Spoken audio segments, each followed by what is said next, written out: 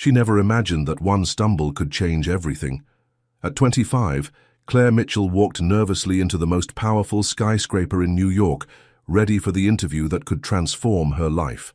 Between blunders, a noisy unicorn keychain, and an unexpected encounter in the elevator, she crossed paths with Ethan Hayes, the imposing CEO who seemed untouchable.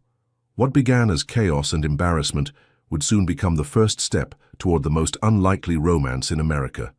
Claire Mitchell stared at her reflection in the bathroom mirror of her tiny Brooklyn apartment, trying to convince herself that today would be different. Today, she would finally land the job that would change her life. The position of personal assistant at Hayes Enterprises wasn't just any job. It was the job. Working for one of New York's most powerful corporations could open doors she'd only dreamed of. "You can do this, Claire," she whispered to herself, smoothing down the navy blazer she'd borrowed from her cousin Sarah. The blazer was a bit tight around her curves, but it was the most professional thing in her limited wardrobe. She grabbed her worn leather purse, checking for the 100th time that her resume was safely tucked inside, and headed out into the crisp October morning. The subway ride to Manhattan felt eternal. Claire rehearsed her answers to potential interview questions, her palms growing sweaty despite the cool autumn air. When she finally emerged from the subway station and looked up at the gleaming Hayes Enterprises building, her confidence wavered. The skyscraper seemed to stretch endlessly into the cloudy sky, its glass facade reflecting the bustling city life below. "Breathe, Claire. You belong here," she told herself, straightening her shoulders and walking toward the imposing entrance. The lobby was a testament to corporate success. Marble floors so polished she could see her reflection, towering columns, and a reception desk that looked like it belonged in a five-star hotel. Claire approached the security desk, where a stern-looking guard was organizing what appeared to be visitor badges. "Good morning," she said with her brightest smile. "I'm Claire Mitchell, here for an interview with... If this story is touching your heart, show your support, leave a like, subscribe to the channel, and share it with your friends. Every action helps us keep bringing you new stories full of emotion." Her words were cut short as her heel caught on an invisible imperfection in the marble floor. She stumbled forward, her arms windmilling as she tried to regain her balance. Unfortunately, her purse flew open, and its contents scattered across the security desk like confetti. Her resume, a half-eaten granola bar, 17 different lip glosses, and, oh God, her collection of unicorn-themed keychains went everywhere. The security guard looked up from his papers, which were now decorated with Claire's belongings, his expression somewhere between amused and exasperated. "I'm so sorry," Claire exclaimed, frantically gathering her things. "I'm usually much more coordinated than this, I swear. Well, actually, that's not entirely true. My friends call me Hurricane Claire, but that's beside the point." "Ma'am," the guard interrupted gently, "you'll need to go through the metal detector." Claire nodded vigorously, shoving everything back into her purse. She walked through the detector with what she hoped was dignity, only to have it start beeping aggressively. Everyone in the lobby turned to look at her.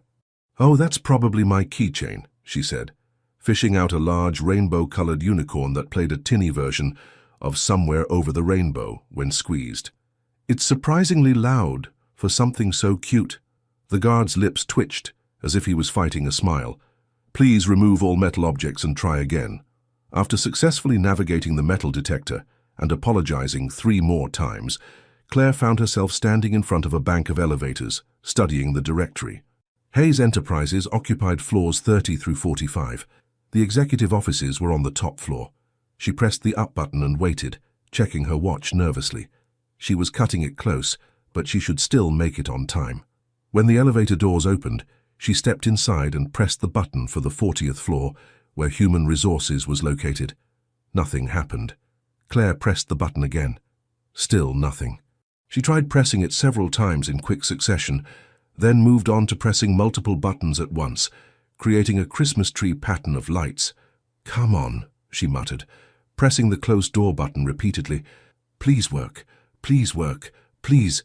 Having trouble, Claire spun around to find herself face to face with the most attractive man she'd ever seen in person. He was tall, probably 6'2", with dark hair that looked like he'd run his fingers through it, and piercing blue eyes that seemed to be fighting back laughter. His charcoal suit was clearly expensive, tailored to perfection across broad shoulders and a lean frame. There was something about his presence that commanded attention, an air of quiet confidence that made the spacious elevator feel suddenly intimate. "Oh, I didn't realize anyone else was in here," Claire said, her cheeks flushing. "This elevator seems to be having some sort of identity crisis. I pressed the button for the 40th floor, but it's completely ignoring me. Maybe it doesn't like my unicorn keychain." The man's lips curved into what was definitely a suppressed smile. "Unicorn keychain? Yes, well, I figure if you're going to carry keys, you might as well make a statement, right?" Claire gestured helplessly at the control panel. "Do you know anything about elevator psychology? Because this one clearly has trust issues." Elevator psychology. He leaned against the wall, clearly settling in for the show. "Absolutely. Think about it. Elevators spend their entire lives going up and down, carrying people who never really appreciate them. They're probably crying out for recognition, maybe some positive affirmation." Claire pressed the button again, then patted the control panel gently. There, elevator. You're doing a great job. We believe in you." The man was definitely fighting back laughter now. "And you think that will help? Well, it can't hurt, can it? Although, knowing my luck, I'll probably end up stuck in here for hours with whoever designed this mechanical nightmare." She glanced at her watch again, which would be just perfect considering I have the most important interview of my life in 15 minutes. Important interview. Personal assistant position at Hayes Enterprises.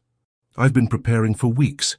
I even borrowed this blazer from my cousin, practiced my handshake in the mirror, and memorized 17 different ways to say, "I'm a team player," without actually saying, "I'm a team player." Claire realized she was babbling but couldn't seem to stop. "Not that you asked for my life story or anything. I tend to overshare when I'm nervous, which is pretty much always." "And what's your theory about your potential new boss?" Claire snorted, her nervousness making her filter disappear entirely. "Oh, I'm sure he's exactly what you'd expect from a powerful CEO. Probably some intimidating, bald, unattractive old man who's never smiled a day in his life and thinks fun is a 4-letter word. You know the type, all business, no personality, treats his employees like spreadsheet entries rather than actual human beings." The man's eyes sparkled with mischief. "That's quite a detailed profile, very specific about the baldness. Well, it's practically a requirement, isn't it? Powerful, ruthless businessman equals automatic hair loss. It's like a law of nature." Claire gestured dramatically. "I bet he sits in his corner office all day, scowling at quarterly reports and making people cry in meetings." "Sounds terrifying." "Exactly. But hey, if I can survive this elevator experience, I can probably handle one grumpy CEO." She tried the button again, and this time, miraculously, the elevator lurched into motion. "Oh, would you look at that? I knew positive reinforcement would work." As the elevator climbed, Claire found herself stealing glances at her companion. There was something magnetic about him, the way he held himself with such quiet confidence. His suit probably cost more than she made in 3 months, and there was an air of authority about him that suggested he was used to being in charge. When the elevator stopped at the 40th floor, Claire turned to him with a genuine smile. "Thank you for keeping me company during my elevator therapy session. I'm Claire, by the way, Claire Mitchell." "It was my pleasure, Claire Mitchell."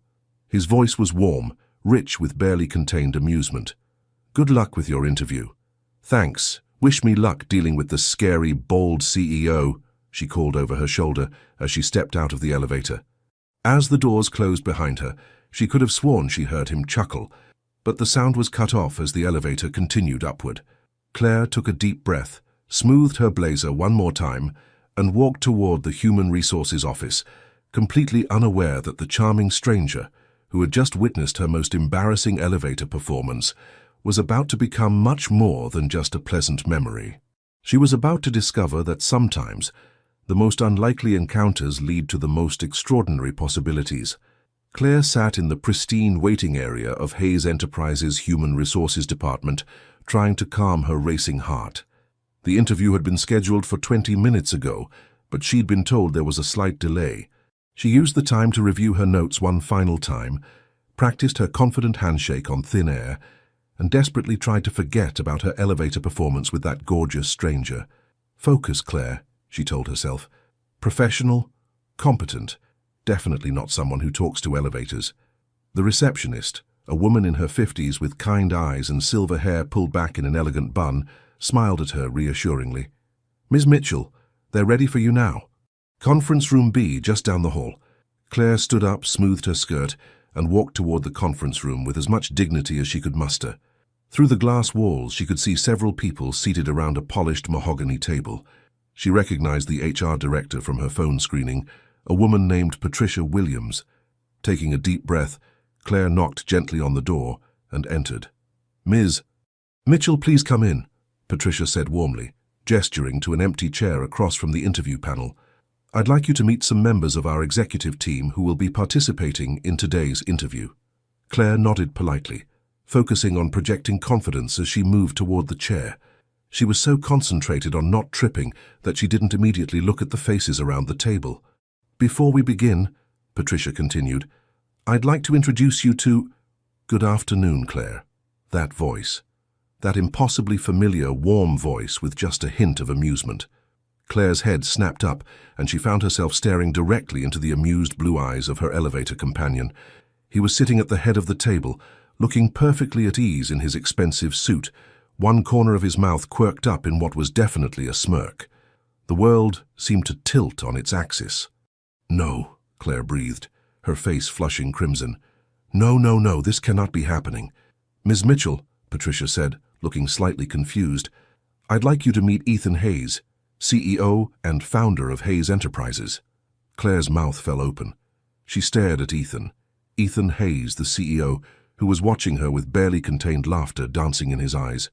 Her brain seemed to short-circuit as the full horror of the situation hit her. Bald, unattractive old man who's never smiled a day in his life. Oh God, oh God, oh God. "You're the CEO," she said faintly, more statement than question.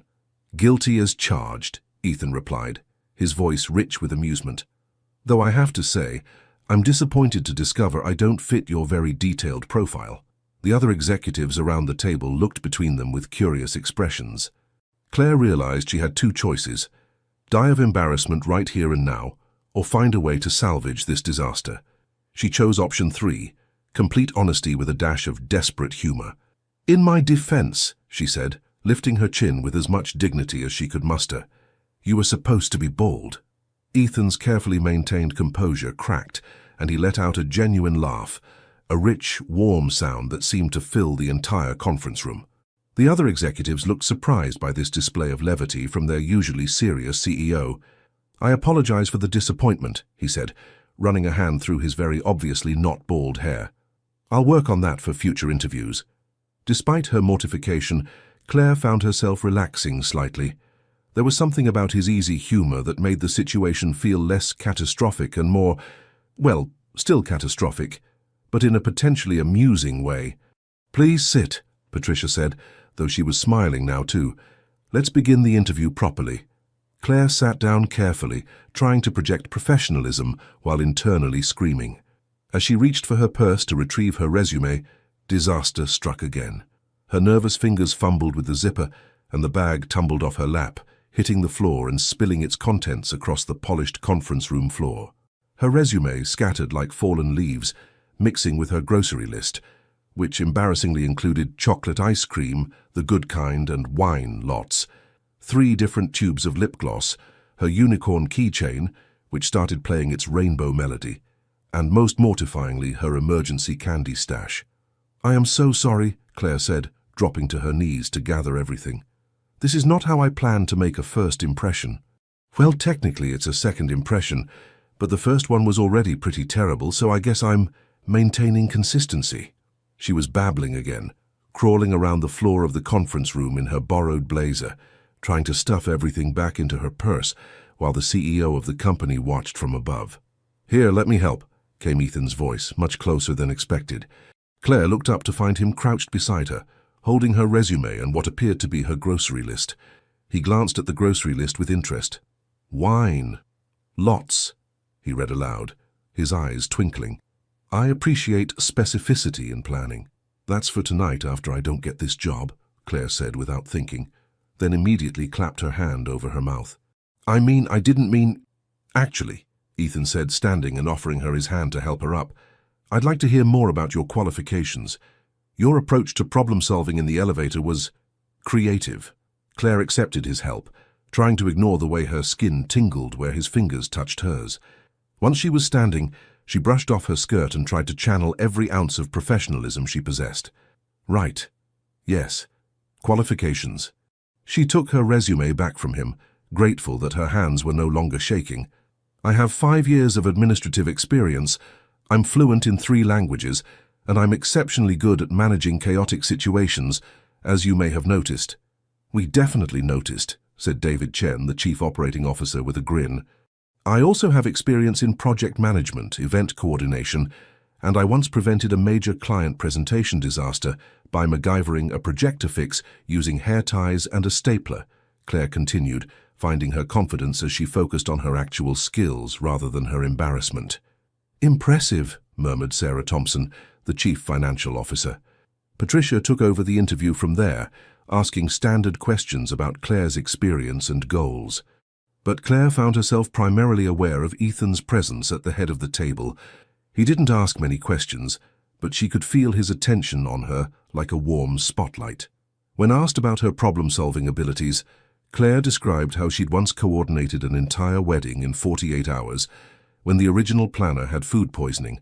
When they inquired about her ability to work under pressure, she told them about managing a high-stress law office while putting herself through night school. What would you say is your greatest weakness? Patricia asked. Claire considered giving a standard interview answer. I'm too much of a perfectionist, or I work too hard. But something about Ethan's earlier appreciation for honesty made her choose a different path. I have a tendency to overthink things, she said honestly. And I talk to inanimate objects when I'm nervous. Also, I have what my friends generously call a unique relationship with gravity. She gestured to her purse, still sitting on the floor where she'd placed it after the great spillage incident. But, she continued, I've learned to channel my overthinking into thorough preparation, and my friends also say I'm the person they call when they need someone who won't give up until a problem is solved, no matter how many times I have to pick myself up off the floor, literally or figuratively. And the talking to inanimate objects? Ethan asked, speaking for the first time in several minutes. Claire met his gaze directly. Well, as you witnessed, it worked on the elevator. The room filled with laughter, and Claire felt a flutter of hope in her chest. Maybe she hadn't completely destroyed her chances after all. The interview continued for another 20 minutes, covering everything from her computer skills to her availability. As it wound down, Patricia began gathering her notes. Do you have any questions for us? She asked. Claire looked around the table, her gaze lingering on Ethan's face. Just one. If I'm fortunate enough to be offered this position, should I expect all of my workdays to be as eventful as today? Oh, Ethan said, his eyes sparkling with mischief.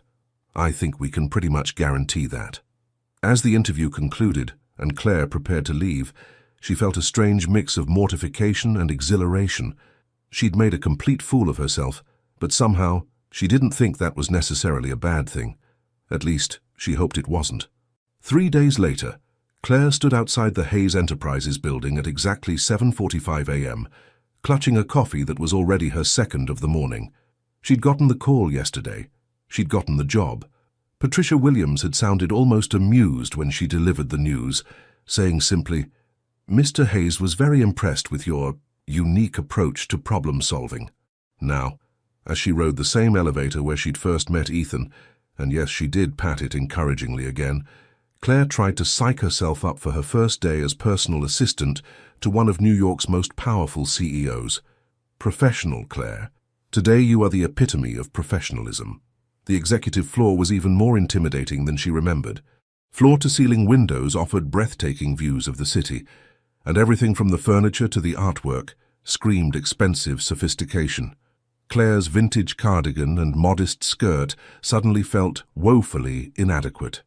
Miss Mitchell, a perfectly put-together woman in her 30s, approached with a warm smile. I'm Jennifer Walsh, Mr. Hayes's current assistant. Well, former assistant as of today. I'm moving to our London office.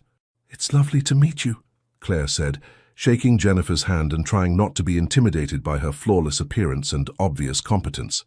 Let me show you around, Jennifer said, leading her toward a spacious office adjacent to what Claire assumed was Ethan's corner office. "This will be your workspace. Mr. Hayes prefers his assistant to be close by. He tends to work at a rather intense pace." The office was beautiful, with a glass desk, ergonomic chair, and a view that looked out over Central Park. Claire set down her purse carefully, determined not to spill anything on day one. For the next hour, Jennifer walked her through Ethan's schedule, his preferences, and the various systems she'd need to manage. It was overwhelming. Meetings with international clients, conference calls that spanned multiple time zones, a social calendar that read like a who's who of New York society. "He's actually quite easy to work with," Jennifer said as she gathered her personal items. "He's demanding but fair, and he has a sense of humor, though not everyone gets to see it." She paused, giving Claire a knowing look. "Though I suspect you might." At exactly 9 a.m., Ethan strode through the main doors of the executive suite. He looked every inch the powerful CEO in a navy suit that probably cost more than Claire's rent. His dark hair slightly tousled, as if he'd been running his hands through it. When his eyes met hers through the glass wall of her office, that familiar spark of amusement flickered across his features. "Good morning, Ms. Mitchell," he said, stopping in her doorway. "Ready for your first day as my assistant?" "Absolutely, Mr. Hayes," Claire replied, standing up with what she hoped was professional confidence. "I've reviewed your schedule, and you have the Morrison Industries meeting at 10, a conference call with Tokyo at noon, and—" She was interrupted by a loud crash as her elbow knocked over her coffee mug, sending lukewarm coffee streaming across her desk and onto the floor. "Oh, for the love of—" Claire caught herself before completing the curse, grabbing tissues from her desk drawer. "I'm so sorry. I swear I'm usually much more coordinated than this." "Well, actually, that's not true either, but I promise my clumsiness won't interfere with my work performance." Ethan watched her frantic cleanup efforts with obvious amusement. "Hurricane Mitchell strikes again?" Claire paused in her dabbing, looking up at him with surprise. "You remember that?" "I remember everything about our elevator conversation," he said, his voice carrying a warmth that made her stomach flutter unexpectedly. "Including your theory about elevator psychology.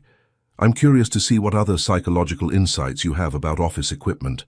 Despite her embarrassment, Claire found herself smiling. "Well, I'm pretty sure the coffee machine downstairs has abandonment issues, and don't even get me started on the copier's obvious superiority complex." "Noted. I'll make sure to include that in our next staff meeting." Ethan's smile was genuine now, transforming his entire face. "Clean up when you can. We should probably go over a few things before the Morrison meeting." As the morning progressed, Claire discovered that working for Ethan was like trying to keep up with a brilliantly controlled hurricane. He moved through meetings and phone calls with impressive efficiency, making decisions quickly and confidently. But she also noticed the way he listened carefully to everyone's input, how he remembered personal details about his employees' lives, and how he never raised his voice, even when dealing with difficult situations. Unfortunately, Claire's first day was turning into a series of small disasters. She accidentally transferred an important client to the wrong department, twice, got lost trying to find the executive conference room, and somehow managed to set off the smoke alarm in the break room while heating up her lunch. By 3 p.m., she was certain she'd be fired before the day was over. That's when Margaret Collins from accounting appeared in her doorway, looking frazzled. "I'm sorry to bother you," Margaret said, "but we have a major problem. The Morrison contract that was supposed to be finalized today, there's a discrepancy in the numbers, and their team is threatening to walk away from the deal unless we can resolve it in the next hour." Claire's stomach dropped. The Morrison Industries deal was worth millions, and she was supposed to have all the contract documents organized and ready. "What kind of discrepancy?" she asked, already pulling up the files on her computer. "The quarterly projections don't match the annual forecast. Our numbers show a 15% growth rate, but their projections show 18%. If we can't figure out where the disconnect is—" "Wait!" Claire interrupted, scanning through the documents. Her mind, which had been scattered all day with nerves, suddenly snapped into focus. "I see the problem. Look at this." She pointed to a line item buried deep in the contract. "They're calculating growth based on net revenue, but we're using gross revenue. And they're including the subsidiary acquisitions from last quarter, which we haven't factored in yet." Margaret leaned over Claire's shoulder, studying the screen. "Oh my God, you're right. How did you catch that?" "I used to work for a law firm that specialized in corporate contracts," Claire explained, her fingers flying over the keyboard as she pulled up additional documents. "I can recalculate our projections to match their methodology, or we can prepare a proposal showing both calculation methods with an explanation of the differences. How long will that take?" Claire glanced at the clock. "Give me 20 minutes. As Margaret hurried back to her department, Claire dove into the numbers with the kind of focused intensity that had gotten her through college while working 2 jobs. She was vaguely aware of people moving around the office, of phones ringing and conversations happening, but her entire world had narrowed to spreadsheets and calculations. She didn't notice Ethan standing in her doorway until he cleared his throat. "I hear you saved the Morrison deal," he said. Claire looked up, blinking in surprise. She'd been so absorbed in her work that she hadn't realized how much time had passed. The office around her was quieter now, and she could see from her computer clock that it was nearly 6 p.m. "Oh," she said, suddenly self-conscious. "I just noticed a discrepancy in the calculation methods. It wasn't that big of a deal." "Margaret seemed to think it was a very big deal," Ethan said, stepping into her office. "She said you identified a problem that 3 different departments had missed, and you had a solution ready in 15 minutes. "I just have experience with contract analysis," Claire said modestly, closing her laptop. "Though I have to admit, it felt good to do something right today after the coffee incident, and the phone transfer disaster, and the smoke alarm situation." Ethan sat down in the chair across from her desk, studying her with an expression she couldn't quite read. "Claire, can I ask you something?" "Of course." "Why are you working as a personal assistant? With your skills, you could probably be doing contract law or financial analysis, or any number of higher-level positions." Claire was quiet for a moment, considering how to answer. "Because," she said finally, "I like helping people solve problems. I like being part of a team that's building something bigger than themselves. And honestly, after working in a law firm where everyone was constantly trying to tear each other down, it's refreshing to work somewhere that people seem to actually enjoy being." Something shifted in Ethan's expression, a warmth that went deeper than amusement. "Even after a day like today?" "Especially after a day like today," Claire said with a rueful laugh. "I mean, you could have fired me after the coffee incident alone, but instead you made jokes about elevator psychology and trusted me to handle the Morrison situation. That says something about the kind of place this is." Ethan stood up, but didn't immediately leave. "For what it's worth, Claire, I don't think you're nearly as much of a disaster as you seem to believe you are." "Tell that to the coffee mug," Claire said, gesturing to her desk, which still showed faint stains despite her cleaning efforts. "The coffee mug doesn't matter," Ethan said seriously. "What matters is that you care about doing good work. You're not afraid to admit when you don't know something, and you have the skills to back up your instincts. Everything else we can work on." As he headed toward his office, he paused in her doorway. "Claire?" "Yes?" "Tomorrow, try the elevator psychology on the coffee machine. I'm curious to see what happens." After he left, Claire sat alone in her office, watching the sun set over Central Park. Despite all the disasters, despite her nervousness and mistakes, she had the strangest feeling that she was exactly where she was supposed to be, even if she did need to invest in some more coffee mugs. 2 weeks into her job at Hayes Enterprises, Claire had developed a reputation. The nickname Hurricane Mitchell had indeed stuck, but she'd discovered that it wasn't entirely a negative thing. Her colleagues had begun approaching her with problems that needed creative solutions, and somehow her unique perspective had proven surprisingly valuable. More importantly, she was beginning to understand Ethan Hayes. He arrived every morning at exactly 7:30 a.m. with a coffee that was probably strong enough to wake the dead, and he always paused at her desk to ask about her day. Not her work schedule or his appointments, her actual day. Yesterday he'd listened with genuine interest as she described her neighbor's ongoing battle with a raccoon that kept getting into the garbage, offering surprisingly practical advice about securing trash can lids. This morning was no different, except that Claire had decided to take his elevator psychology suggestion seriously. "Good morning, beautiful," she said to the coffee machine as she approached it, patting its side gently. "Looking particularly shiny today. Ready to make some magic happen." "I'm sorry, am I interrupting something?" Claire spun around to find Ethan standing behind her, clearly having witnessed her entire interaction with the coffee maker. His expression was a mixture of amusement and something else she couldn't quite identify. "Oh, good morning, Mr. Hayes. I was just following your suggestion about applying elevator psychology to other office equipment." She gestured at the coffee machine, which chose that moment to make a particularly enthusiastic gurgling sound. "I think it likes the attention." "I can see that," Ethan said, stepping closer. Close enough that Claire caught a hint of his cologne, something warm and sophisticated that made her think of expensive hotels and late-night meetings. "And what has the coffee machine revealed about its psychological state?" "Well," Claire said, surprising herself with her boldness, "I think it's been feeling underappreciated. Everyone just uses it without ever acknowledging the hard work it does to keep this office functioning.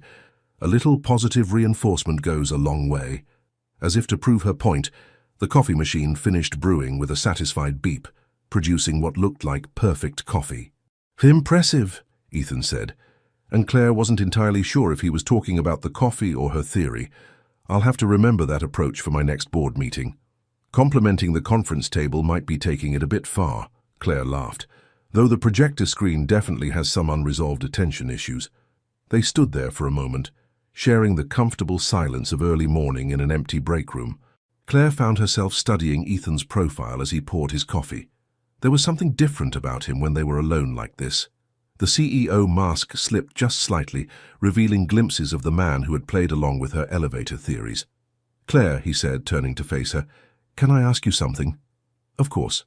"Yesterday, during the Patterson Industries call, you suggested restructuring their payment schedule to accommodate their cash flow issues.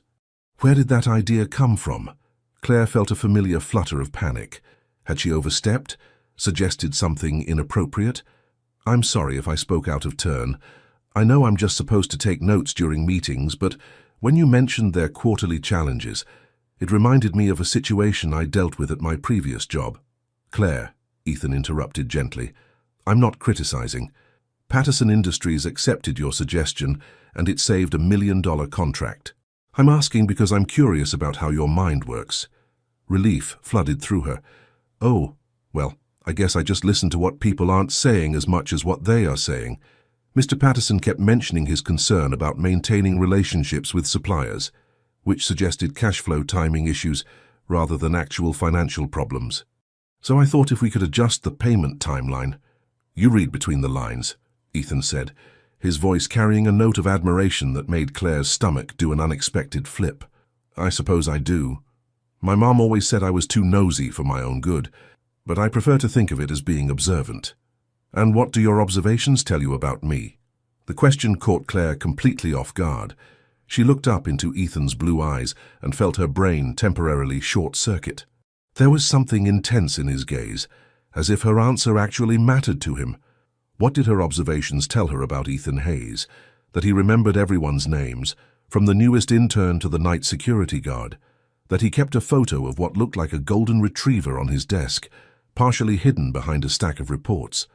That he unconsciously ran his hand through his hair when he was thinking hard about a problem.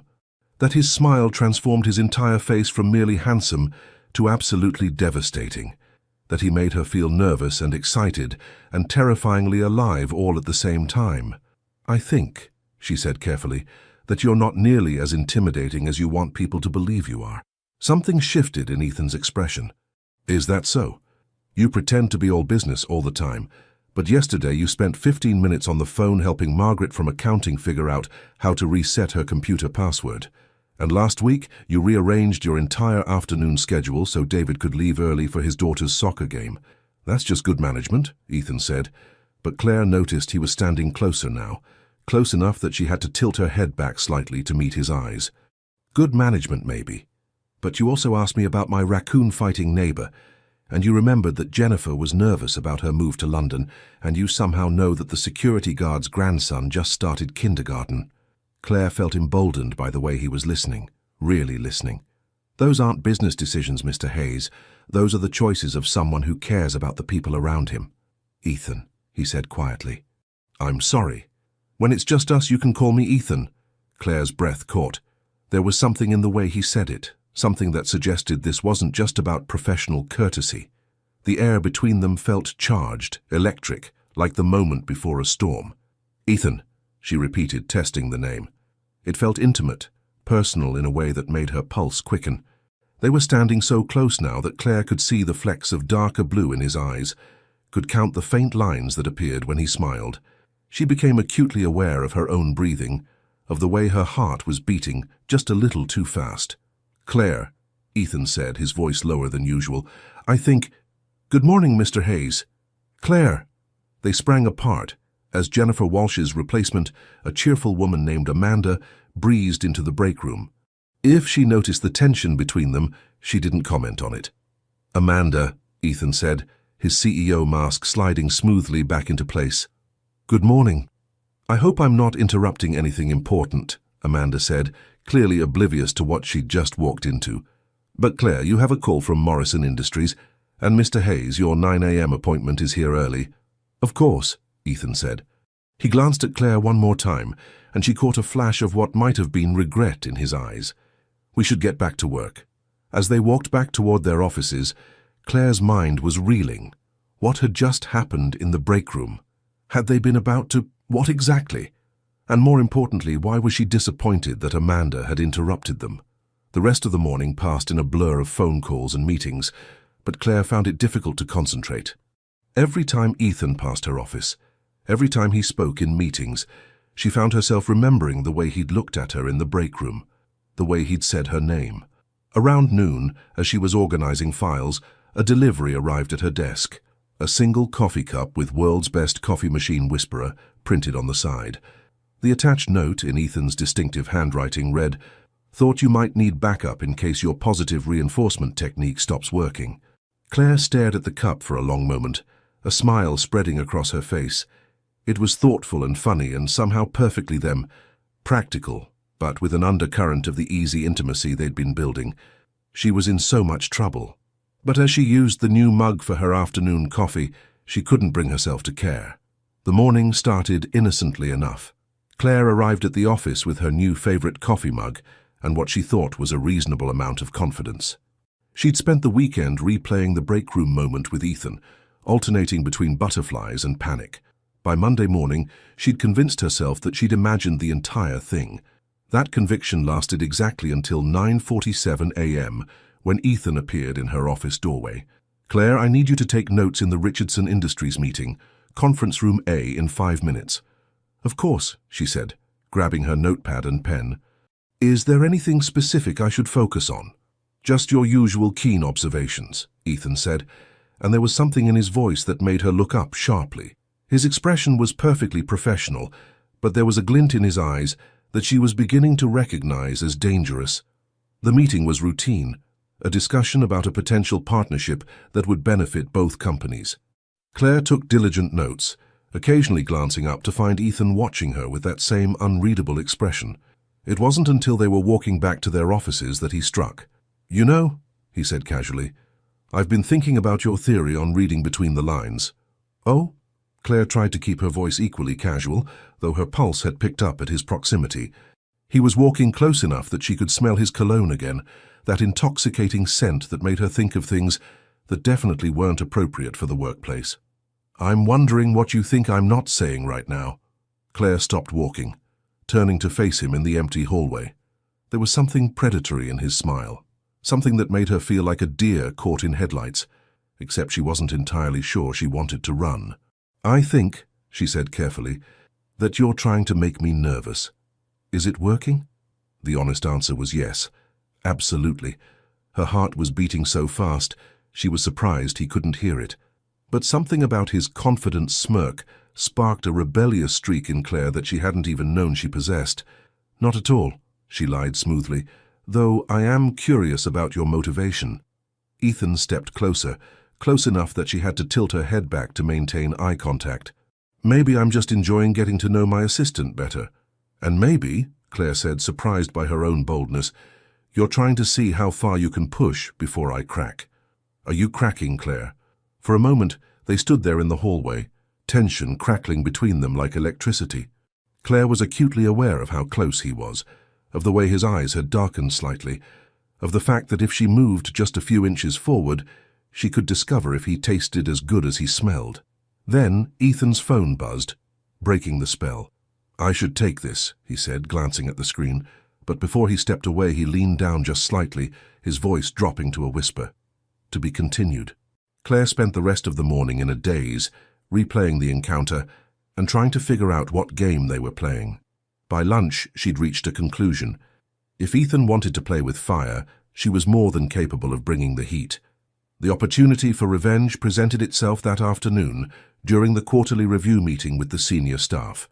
Claire had been asked to present the client satisfaction reports, normally Jennifer's job, but she was still learning the transition. She'd prepared thoroughly, organizing the data into clear, compelling presentations. But as she stood at the front of the conference room, looking out at the faces of the executive team, an idea struck her. Ethan was sitting at the far end of the table, looking perfectly composed and professional. Time to see how long that lasted. "As you can see from slide 3, Claire said, clicking to the next presentation screen, client retention has increased by 12% this quarter. She let her gaze drift to Ethan, holding his eyes just a moment longer than necessary. This improvement seems to be directly related to our enhanced personal attention approach. She emphasized the words personal attention just slightly, watching with satisfaction as Ethan's eyebrows rose nearly imperceptibly. The feedback forms consistently mention feeling understood and heard by our team, she continued, walking around the table as she spoke. When she passed behind Ethan's chair, she allowed her hand to rest briefly on the back of it, her fingers just barely brushing the fabric of his suit jacket. Clearly, our strategy of paying close attention to individual needs is paying dividends. She felt Ethan tense slightly at the contact, though his expression remained perfectly neutral. Furthermore, Claire said, returning to the front of the room, our clients report feeling more satisfied with the level of service they're receiving. They appreciate when we anticipate their needs and respond accordingly. This time, when she looked at Ethan, she let her smile linger just long enough to be suggestive without being obvious to anyone else in the room. His jaw tightened almost imperceptibly, but she caught the reaction. In conclusion, she finished, I believe our focus on building deeper, more meaningful relationships with our clients is the key to our continued success. Thank you. As the meeting broke up and people began filing out, Claire organized her papers with studied casualness. She could sense Ethan approaching before she heard his footsteps. Interesting presentation, he said, his voice carefully neutral. Thank you. I thought the data spoke for itself. Claire looked up at him with innocent eyes. Did you find the client satisfaction metrics illuminating? Very illuminating, Ethan said, and there was definitely an edge to his voice now. Your emphasis on personal attention was particularly memorable. I aim to be thorough in my analysis, Claire said sweetly. I find that paying close attention to details often reveals things that might otherwise be overlooked. They stared at each other for a moment, the conference room now empty except for them. The air felt charged again, heavy with unspoken challenge. Claire, Ethan said slowly, are you flirting with me? The direct question caught her off guard. She'd been prepared for continued innuendo, for the careful dance of suggestion they'd been performing, but his blunt honesty demanded an equally honest response. Maybe, she said, lifting her chin defiantly. Are you flirting with me? Definitely. The admission hung between them like a confession. Claire felt her breath catch, her planned, clever response evaporating in the face of his straightforward answer. This is probably a bad idea, she said quietly. Terrible idea, Ethan agreed, but he was moving closer as he said it. I work for you. You do. There are probably rules about this sort of thing. Probably. He was close enough now that Claire could see the gold flecks in his blue eyes, could count the individual dark lashes that framed them. Her logical mind was listing all the reasons this was a mistake, but her body seemed to have other ideas entirely. Ethan, she whispered, not even sure what she was going to say next. His hand came up to cup her face, his thumb brushing across her cheekbone with devastating gentleness. Claire. They were leaning toward each other, the space between them shrinking with each heartbeat. Claire's eyes fluttered closed, her lips parting slightly in anticipation. Oh, excuse me, I forgot my... David Chen's voice cut through the moment like a knife. They sprang apart, both turning toward the door where David stood frozen, clearly realizing he'd walked into something he shouldn't have witnessed. I'll come back later, David stammered, backing toward the door. Sorry, I didn't realize. I didn't see. Carry on.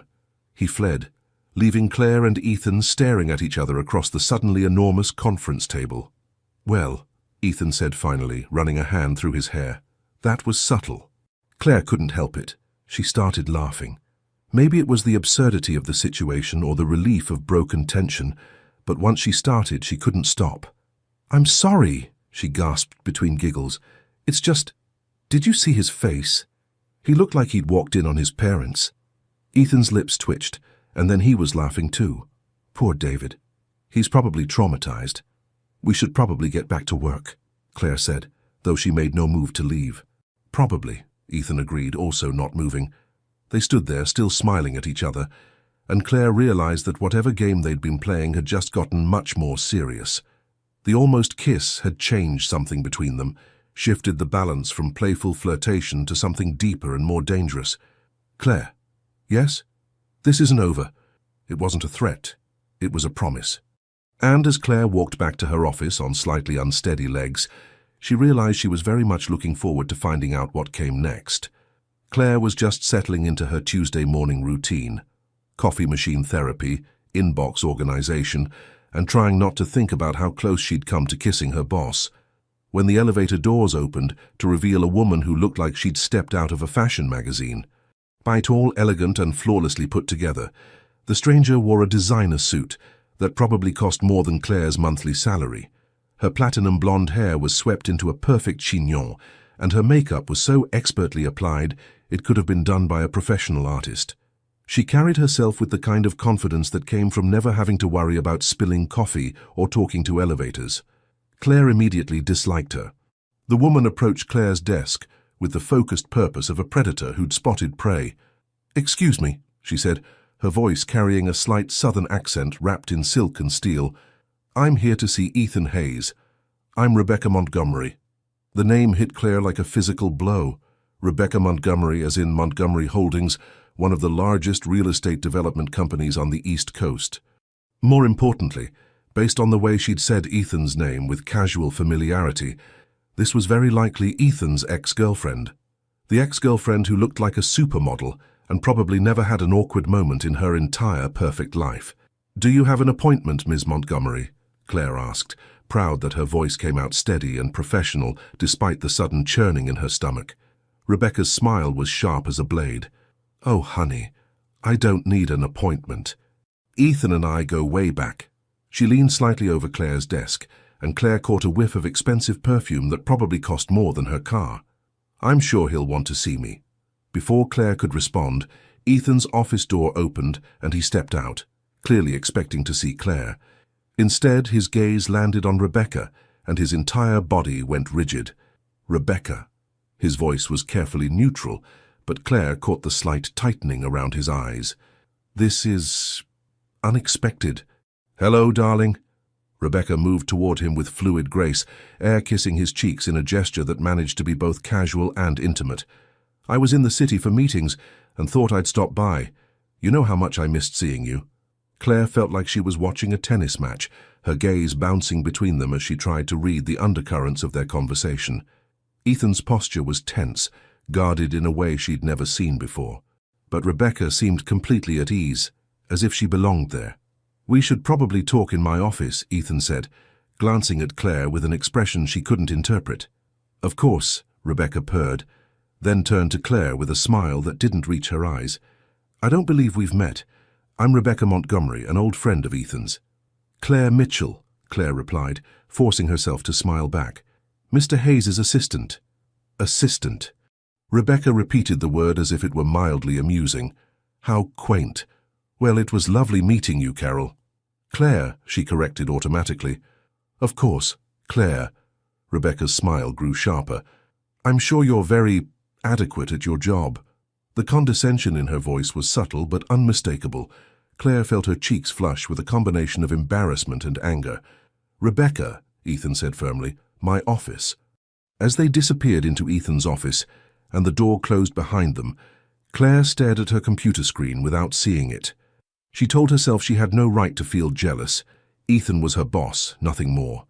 The almost kiss in the conference room had been a moment of madness, a brief lapse in judgment that meant nothing, but the sick feeling in her stomach suggested otherwise. For the next hour, Claire tried to focus on her work, but found herself straining to hear voices from Ethan's office. The soundproofing was too good. She could hear the low murmur of conversation, but couldn't make out words, which was probably for the best, because she was pretty sure whatever they were discussing was none of her business.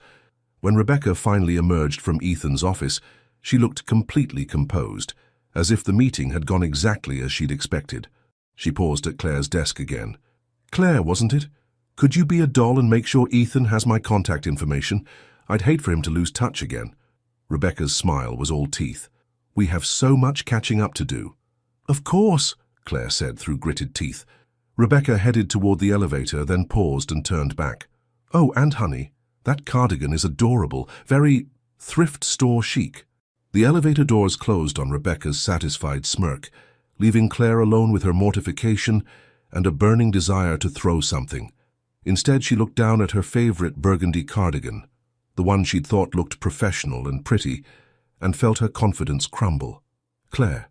She looked up to find Ethan standing in his office doorway, his expression unreadable. "Could you come in here for a moment?" Claire followed him into his office, closing the door behind her. Ethan moved to his desk but didn't sit down, instead leaning against it with his arms crossed. The silence stretched between them until Claire couldn't stand it anymore. "She seems nice," she said, aiming for neutral and probably missing by miles. Ethan's mouth quirked into what might have been a smile if it had contained any humor. "Rebecca Montgomery is many things. Nice isn't one of them. She's very beautiful." "Yes, she is." Ethan's directness stung more than Claire had expected. "She's also manipulative, ambitious to a fault, and completely without conscience when it comes to getting what she wants." "And what does she want?" Ethan studied Claire's face for a long moment. "Me, apparently. She wants me back." The words hit Claire like a physical blow, though she tried not to let it show. "And do you want her back?" "No." The answer was immediate and decisive. "What Rebecca and I had ended for very good reasons, and those reasons haven't changed." Relief flooded through Claire, though she tried to tell herself it was none of her concern either way. "She seemed to think your relationship was more ongoing," Claire said carefully. "Rebecca has a tendency to rewrite history to suit her narrative. The truth is, we dated for about a year 2 years ago. When I realized she was more interested in Hayes Enterprises than she was in me, I ended it. She didn't take it well. And now she's back." "Now she's back," Ethan agreed. "Which brings me to something I need to make clear." He pushed away from his desk and moved closer to Claire, his expression growing serious. "Rebecca will try to undermine you," he said bluntly. "She sees you as competition, which means she'll do whatever she can to make you doubt yourself or your position here." Claire's eyebrows rose. "Competition? I'm just your assistant." Something flickered in Ethan's eyes. "Are you?" The question hung in the air between them, loaded with implications that made Claire's heart race. But before she could answer, Ethan continued. "Regardless of what you are to me personally, professionally, you're an excellent assistant and a valuable member of this team. Don't let Rebecca make you think otherwise." "She called me adequate," Claire said, hating how small her voice sounded. "You're not adequate, Claire. You're exceptional." Ethan's voice was firm, carrying a conviction that made something warm bloom in Claire's chest. "In the 6 weeks you've been here, you've improved our client satisfaction ratings, streamlined our scheduling system, and saved at least 2 major contracts with your attention to detail. Rebecca couldn't manage her own calendar without an army of assistants." The comparison shouldn't have made Claire feel better, but it did. "Besides," Ethan added, his lips quirking into a genuine smile, "I've never known anyone who could successfully negotiate with office equipment. That's a skill set Rebecca definitely lacks." Despite everything, Claire found herself smiling back. The elevator does seem to respond better to positive reinforcement. "See, irreplaceable." They stood there smiling at each other, and Claire felt some of her confidence returning. Rebecca Montgomery might be beautiful and wealthy and perfectly put together, but she didn't know about elevator psychology or Ethan's secret sense of humor or the way his eyes lit up when he was genuinely amused. She didn't know Ethan the way Claire was beginning to. "Claire?" Ethan's voice was softer now, more personal. "Yes?" Don't let her get to you. You belong here. The simple words meant more to Claire than all the compliments about her professional skills. They suggested that Ethan saw her as more than just another employee, that her presence mattered to him in some indefinable way. "Thank you," she said quietly. "Now, we should probably get back to work before Rebecca decides to stage another surprise visit." As Claire returned to her desk, she found herself thinking about the conversation. Ethan had been clear that he wasn't interested in rekindling his relationship with Rebecca, but Claire couldn't shake the feeling that the other woman wasn't going to give up easily. And despite Ethan's reassurances, Claire couldn't help wondering if she was really equipped to compete with someone like Rebecca Montgomery. After all, Rebecca was everything Claire wasn't: polished, sophisticated, moving in the same social circles as Ethan. What did Claire have to offer in comparison? As if summoned by her thoughts, her phone buzzed with a text message from an unknown number. "It was so lovely meeting you today, Claire. I hope we'll be seeing much more of each other." Rebecca. Claire stared at the message, a chill running down her spine. Somehow she didn't think Rebecca Montgomery was done with her yet. The Hayes Enterprises annual charity gala was supposed to be Claire's first taste of New York's business elite social scene. What she hadn't expected was to feel like Cinderella at the ball.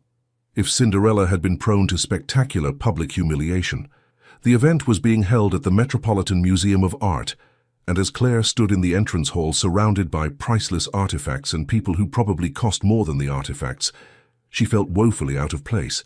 Her simple black dress, the fanciest thing she owned, suddenly seemed embarrassingly modest next to the designer gowns swirling around her. "You look beautiful, Claire." She turned to find Ethan approaching, and her breath caught. He was devastatingly handsome in his black tuxedo, looking like he'd stepped off the cover of GQ, but it was the warmth in his eyes as he looked at her that made her heart skip. "Thank you," she said, smoothing her dress self-consciously. "I feel a bit underdressed." "You're perfect," Ethan said simply, offering her his arm. "Shall we make the rounds? I'd like to introduce you to some of our major clients." The evening started well enough. Ethan kept her close as they moved through the crowd, his hand resting protectively on the small of her back. Claire found herself relaxing as she realized that his presence beside her seemed to give her a confidence she hadn't known she possessed. That confidence lasted exactly until Rebecca Montgomery made her entrance. Rebecca swept into the room like she owned it, wearing a stunning emerald green gown that probably cost more than Claire's entire wardrobe. She moved through the crowd with the ease of someone who'd been attending events like this since birth, air-kissing socialites and making conversation with the kind of practiced charm that came from years of finishing school. "Oh, look," Claire murmured to Ethan. "Your ex has arrived." Ethan followed her gaze and his jaw tightened almost imperceptibly. "So she has. I was hoping she wouldn't show up tonight. Is she on the guest list?" "Rebecca Montgomery is always on the guest list," Ethan said grimly. "Her family's foundation is one of our biggest donors." As if she could sense their attention, Rebecca's eyes found them across the room. Her smile was sharp as she began making her way toward them, moving with the determination of a guided missile. "Ethan, darling," she said, appearing at their side with practiced grace. "How wonderful to see you again so soon. And Claire." Rebecca's attention turned to her with the intensity of a spotlight. "Don't you look sweet?" The word sweet somehow managed to sound like an insult. "Rebecca," Ethan said coolly. "I didn't realize you were planning to attend tonight." "Oh, you know me, always supporting good causes." "Besides," Rebecca moved closer to Ethan, placing a perfectly manicured hand on his arm, "I couldn't miss the opportunity to catch up with old friends. We have so much history together." Claire watched the interaction with growing discomfort. Rebecca was everything she wasn't. Confident, sophisticated, clearly in her element. Worse, she seemed to have some kind of claim on Ethan that went beyond their romantic history. "If you'll excuse me," Claire said, needing to escape before she did something embarrassing like cry, "I think I'll get some fresh air." She headed toward one of the museum's terraces, grateful for the cool night air and a moment to collect herself. The Manhattan skyline glittered beyond the terrace railing, beautiful and distant. "Running away?" Claire didn't turn around. She recognized Rebecca's voice, though the southern sweetness had been replaced by something sharper. "Just getting some air," Claire said evenly. Rebecca moved to stand beside her at the railing, close enough that Claire could smell her expensive perfume. "You know," Rebecca said conversationally, "I have to admire your optimism. I'm sorry. Thinking you have a chance with Ethan." Rebecca's voice was casual, as if they were discussing the weather. "It's really quite touching." Claire turned to face her, anger finally overriding embarrassment. "I don't know what you think you know about my relationship with Mr. Hayes." "Oh, honey," Rebecca laughed, a sound like breaking crystal. "It's written all over your face. You're in love with him.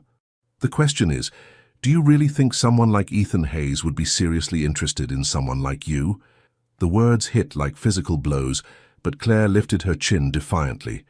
"What exactly is that supposed to mean?" "Look around, Claire. This is Ethan's world. These are his people. Do you honestly believe you belong here?" Rebecca gestured toward the party visible through the terrace doors. "You're a sweet girl, I'm sure, but you're not exactly his type. And you are. We understand each other. We move in the same circles, share the same background. Our families have known each other for years. When Ethan decides to settle down, it will be with someone who can be a true partner in his life, not someone who needs to be managed." The word managed stung more than Claire wanted to admit, partly because there was just enough truth in it to hurt. "Now," Rebecca continued, "I'm not heartless. I understand you might have developed feelings while working so closely together, but surely you can see that pursuing this would only end in heartbreak for you. Better to step back gracefully now, don't you think?" Claire stared at Rebecca's perfectly made-up face, searching for any hint of uncertainty or insecurity. But Rebecca looked completely confident, completely certain of her place in the world and her claim on Ethan. Maybe she was right. Maybe Claire was deluding herself. "I should get back to work," Claire said quietly. "That's probably wise," Rebecca agreed. "Oh, and Claire, you might want to be more careful about your professional boundaries. People are starting to talk." With that parting shot, Rebecca glided back into the party, leaving Claire alone on the terrace with her churning thoughts. She stayed outside for several more minutes, trying to rebuild her composure. When she finally returned to the party, she found Ethan in conversation with a group of clients. He looked up as she approached, and something in her expression must have given her away, because concern flickered in his eyes. "Claire, are you all right?" "Fine," she said, forcing a smile. "Just needed some air." Before Ethan could respond, the photographer from the society pages approached their group. "Mr. Hayes, could I get a photo for tomorrow's edition?" Ethan nodded, and the group arranged itself for the photo. Claire started to step back, assuming she wouldn't be included, but Ethan's hand on her arm stopped her. "Stay," he said quietly. As they posed for the photo, Claire tried to look natural and professional, but she was hyper-aware of Ethan's presence beside her, of his hand resting lightly on her back, of Rebecca watching from across the room with narrowed eyes. The photographer finished and moved on, but Ethan didn't remove his hand from her back. "Claire," he said, "about earlier." "Ethan, there you are." Claire turned to see a distinguished older man approaching with a woman who was clearly his wife. Ethan's hand dropped from her back as he moved to greet them. "Robert, Helen, good to see you," Ethan said warmly. "I'd like you to meet my assistant, Claire Mitchell. Claire, this is Robert Harrison, and his wife, Helen. Robert sits on our board of directors." As Claire shook hands with the Harrisons, she tried to focus on their conversation about the charity being supported tonight, but she was distracted by the approach of a waiter carrying a tray of champagne glasses. The waiter, apparently not seeing Claire stepping backward to make room for another couple joining their conversation, collided directly with her. Time seemed to slow down as Claire felt herself falling. The champagne glasses went flying, and she found herself tumbling backward in what felt like slow motion. She reached out desperately for something to catch herself, her hand finding purchase on what turned out to be Ethan's jacket. Instead of stopping her fall, she pulled him down with her. Claire landed squarely on Ethan's lap as he fell into a nearby chair, champagne raining down around them like the world's most expensive confetti. The crash was loud enough to stop conversations across the room, and Claire was dimly aware of camera flashes going off as the society photographer captured every moment of their spectacular collision. "Oh, God!" Claire gasped, suddenly aware that she was sitting in Ethan's lap in front of half of New York's business elite, both of them soaked in champagne. "I'm so sorry. I didn't see the waiter." And then I was falling and— "Claire," Ethan said, his hands steady on her waist. "Breathe." She looked down into his face, expecting to see anger or embarrassment. Instead, his eyes were dancing with amusement, and his lips were twitching as if he was trying not to laugh. "This is not funny," she whispered, though she could feel giggles threatening to bubble up. "We're soaked in champagne, everyone is staring, and I just assaulted you with a waiter." "You didn't assault me," Ethan said, his voice warm with suppressed laughter. "Though I have to say this is definitely a first for me at a charity gala." "Mr. Hayes, Ms. Mitchell!" The society photographer was suddenly beside them, camera clicking rapidly. "Perfect! This is going to make a wonderful candid shot." The full horror of the situation hit Claire like a second wave. Not only had she made a spectacle of herself at one of New York's most important social events, but it was going to be in the newspapers. "I have to go," she said, starting to scramble off Ethan's lap. His hands tightened on her waist, keeping her in place. "Stay right here," he said quietly. "If you run now, it will only make the story worse." He was right, Claire realized. Better to brazen it out than to flee like a guilty party. "Can you stand?" Ethan asked. "I think so." They managed to disentangle themselves with as much dignity as possible, though Claire was painfully aware that they were both still dripping champagne. Ethan immediately shrugged out of his jacket and draped it around her shoulders. "Ladies and gentlemen," Ethan said, addressing the curious crowd with easy confidence, "I think that's enough excitement for one evening. Please, continue enjoying yourselves." As the crowd slowly returned to their conversations, Ethan guided Claire toward a quieter corner of the room. "We should probably leave," Claire said miserably. "I've caused enough of a scene for one night."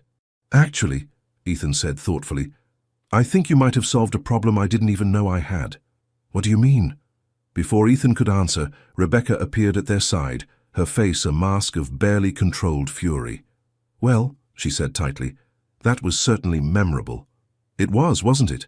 Ethan agreed pleasantly. "Claire, I think we should head home. We have a big day tomorrow." As they made their way toward the exit, Claire caught sight of Rebecca's reflection in one of the museum's mirrors. The other woman looked absolutely livid. It wasn't until they were in Ethan's car that Claire dared to ask the question that had been bothering her. "What did you mean about solving a problem?" Ethan was quiet for a moment, staring out at the city lights as his driver navigated the late-night traffic. "Rebecca has been making it clear that she expects us to reconcile," he said finally. "Tonight's incident should make it obvious that my interests lie elsewhere." Claire's heart did a complicated little dance in her chest. "Your interests lie elsewhere, don't they?" Ethan turned to look at her, his expression serious. "Claire, we need to talk about what's happening between us." But before Claire could respond, Ethan's phone rang. He answered it with obvious reluctance. "This is Hayes." His expression grew grim as he listened. "I see. No, don't issue any statements yet. We'll handle this in the morning." He hung up and turned to Claire with a rueful expression. The photo made the early online edition. The headline is "Hayes Enterprises CEO and Mystery Woman. New Romance?" Claire felt the blood drain from her face. "Oh no, this is a disaster. I should resign." "I should—" "Claire," Ethan interrupted, "what if you didn't have to resign?" "What do you mean? What if we let them think exactly what they're already thinking?" Claire stared at him. "You want us to pretend we're dating? Would that be so terrible?" The question hung in the air between them, loaded with possibilities that made Claire's heart race. "Ethan," she said slowly, "are you asking me to be your fake girlfriend?" "I'm asking you to consider the possibility that it might not be as fake as we pretend." Claire woke up the next morning to 17 missed calls from her cousin Sarah and a text message that simply read, "Call me now or I'm coming over." She stumbled to her kitchen, started the coffee maker, and called Sarah back before she was fully awake. "Claire Marie Mitchell," Sarah's voice exploded through the phone before Claire could even say hello. "Explain to me why you're on the front page of the style section, looking like you're about to kiss Manhattan's most eligible bachelor." "I'm on the front page?" Claire's voice came out as a croak. "Mystery assistant captures CEO's heart," Sarah read dramatically. "Hayes Enterprises. Ethan Hayes and his beautiful assistant share an intimate moment at last night's charity gala." "Claire, you're literally sitting in his lap." Claire closed her eyes, remembering the champagne disaster and its aftermath. After Ethan's cryptic comment about their fake relationship not being so fake, They'd ridden the rest of the way to her apartment in charged silence. He'd walked her to her door like a gentleman, but the look in his eyes had been anything but gentlemanly. "It's complicated," Claire said weakly. "Complicated how? Are you dating your boss or not?" "Not exactly. Maybe. It's a fake relationship that might be becoming real." There was a pause. "Claire, honey, I think you need to start from the beginning." An hour later, Claire had explained the entire situation to Sarah, who listened with the kind of rapt attention usually reserved for soap operas. "So let me get this straight," Sarah said when Claire finished. "The most gorgeous CEO in New York wants you to be his fake girlfriend to get rid of his evil ex, but he also implied that his feelings might be real. That's actually a pretty accurate summary." "And you said yes?" "Not exactly. I said I needed to think about it." "Claire," Sarah said seriously, "what is there to think about? The man is gorgeous, successful, and apparently falling for you. What's the problem?" The problem was sitting in Claire's stomach like a lead weight. Rebecca's words from the night before kept echoing in her mind. "Do you really think someone like Ethan Hayes would be seriously interested in someone like you?" "What if she's right?" Claire said quietly. "What if who's right?" "Rebecca, his ex. She basically told me I don't belong in his world, and maybe she's right. Maybe this is all just some kind of elaborate game to him." "Claire Mitchell," Sarah's voice was firm, "you listen to me. You are smart, kind, funny, and beautiful. Any man would be lucky to have you, CEO or not. Don't let some bitter ex-girlfriend make you doubt yourself." Claire wanted to believe her, but doubt gnawed at her as she got ready for work. The fake relationship idea had seemed almost reasonable in the intimate darkness of Ethan's car. In the harsh light of morning, it felt like a recipe for disaster. When she arrived at the office, she found a dozen red roses on her desk with a note, "For my brave fake girlfriend. Try not to fall on anyone today. E." Despite her anxiety, Claire found herself smiling. Trust Ethan to make her laugh, even when she was spiraling into panic. "Ms. Mitchell." Claire looked up to find Amanda standing in her doorway with an expression somewhere between awe and curiosity. "Yes?" "There are 3 different reporters in the lobby asking if you'll comment on your relationship with Mr. Hayes. Security is handling it, but I thought you should know." Claire's stomach dropped. "Reporters.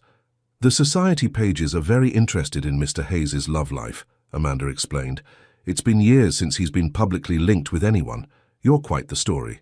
Before Claire could respond, Ethan appeared in her doorway. He looked perfectly composed in his charcoal suit, but she could see tension in the set of his shoulders. "Good morning," he said, his voice carefully neutral with Amanda present. "Could I see you in my office?" Claire followed him, closing the door behind her. The moment they were alone, Ethan's professional mask slipped. "Are you okay?" he asked immediately. "I should have warned you about the media attention. I'm used to it, but I didn't think about how overwhelming it might be for you." "I'm fine," Claire lied, "though apparently there are reporters downstairs.